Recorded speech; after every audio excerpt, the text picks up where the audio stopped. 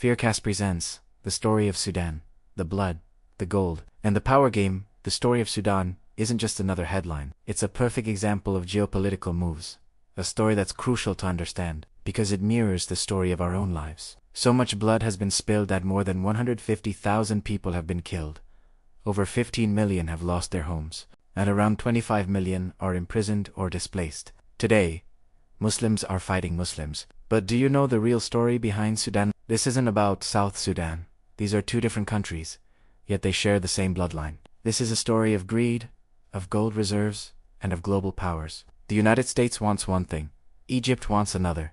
The UAE has its own interests, and Russia and China are playing their own games. Let's understand how it all began. The beginning, it started in 1955, when Sudan gained independence from Great Britain. You might remember from school, Sudan was once the largest Muslim country by area. When independence came, Muslims celebrated, but Sudan's internal fabric was deeply divided. Arab Muslims lived in the north, while Christians, Africans, and non-Muslim communities lived in the south. These southern communities began demanding rights that the government refused to grant. From 1955 to 1972, Sudan went through a civil war that killed over 500,000 people. Then came a turning point in 1983, when Prime Minister Sadiq al-Mahdi implemented Sharia law, not just for Muslims, but for everyone, including non-Muslims and ethnic Africans. This sparked rebellion and chaos. As a result, more than 2.5 million people were displaced. Why was the government so unwilling to give rights to South Sudan? Because 75% of Sudan's oil reserves were located there. If the South separated, the economy would collapse. Western powers noticed this and began supporting South Sudan. In 2005, a peace deal was signed. And in 2011, after a referendum, 99% of South Sudanese voted for independence. On July 9, 2011, a new country was born, South Sudan. Even today, South Sudan struggles with civil wars, but powerful nations stand behind it. China wants its oil. The US wants another ally, and the IMF sees a new but South Sudan produces about 150,000 barrels of oil per day, and also shelters around 900,000 refugees from Sudan. But now, let's return to Sudan. What exactly is happening there? The rise of Omar al-Bashir. After Sharia law was implemented in 19, a military officer named Omar al-Bashir rose to power. In 1979, he overthrew Prime Minister al-Mahdi and ruled until 2019. During his 40-year rule, Sudan saw multiple civil wars, including the Darfur genocide, where over 300,000 people were killed. Bashir began to fear the army might overthrow him too, so he created a new paramilitary force in 2013. The Rapid Support Forces RSF, led by Mohammed Hamdan Dagalo, commonly known as Hemeti. Meanwhile, the Sudanese Armed Forces SAF were led by General Abdel Fattah al. Both men became powerful. Burhan commanded the regular army. Hemeti led the which operated across Sudan and even in Yemen under Saudi contracts. For years, Bashir believed that keeping two armed forces under his rule would protect him. But in 2018, economic collapse brought mass protests. In 2019, Burhan and Hemeti united. They arrested Bashir, tried him, and sent him to prison, where he later died in 2023. But soon after, Burhan and Hemeti began fighting each other for power. Burhan wanted the RSF to merge into the National Army within 2 years. Hemeti demanded 10 years. Negotiations failed, and war broke out. Now, the SAF controls the east, the Nile River, ports, and oil reserves. The RSF controls the west, Darfur, and the gold mines. Sudan is Africa's third-largest gold producer, mining about 65 tons per year. But since RSF took control, production has tripled to over 200 tons, worth $1.50 to $2 billion annually.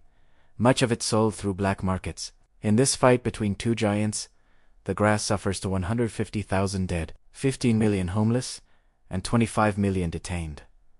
Satellite images show mass graves holding over 10,000 bodies. It's a tragic reminder of how far humans will go for power and control. The global chessboard. Sudan's war isn't just internal. Every global power has its stake.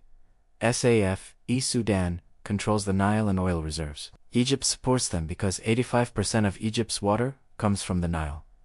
With Ethiopia building a dam, backed by Israel, Egypt fears drought. RSF West Sudan controls gold and uranium. Reports claim the UAE funds them with arms and drones, and has extracted $3 billion worth of gold through back channels. Why denies it? But Amnesty says Chinese-made weapons have been traced to RSF through Abu Dhabi. Russia wants Sudan's gold to fund its war in Ukraine and needs uranium for its Wagner Group operations. China wants oil. Western companies want gold. Everyone wants a piece of Sudan. It's the real-world version of Blood Diamond, where people kill for resources that shine. The new gold rush. So why does gold matter so much? Because the world is heading toward a new gold rush. So far, humanity has extracted about 216,000 tons of gold. Each year, central banks need around 1,000 tons to hedge against inflation, currency collapse, and global instability. Sudan produces 65 tons annually, and now that it's tripled production, it's a massive opportunity for powers like Russia and China. For perspective, all the gold ever mined on Earth is worth around $17 trillion. Yet the 10 biggest tech companies in the US alone are worth $80 trillion. That imbalance shows why gold's value will rise again, and everyone's racing to fill their vaults before that happens. The human side, what's happening in Sudan cannot be justified. The bloodshed has gone beyond limits. People are being buried alive in mass graves. This isn't just a political conflict, it's a collapse of humanity. But isn't this what happens in our own lives too? Sudan's story is a story of greed, power, and ego, the same forces that drive us all. Remember the tragedy in Bhowalpur, Pakistan? 8 years ago, an oil tanker overturned, and people rushed to collect the leaking oil. Moments later, it exploded, killing over 200 people, burnt alive in greed. So I'll leave you with one question. If a truck full of gold, money, or iPhones overturned in front of you, would you walk away?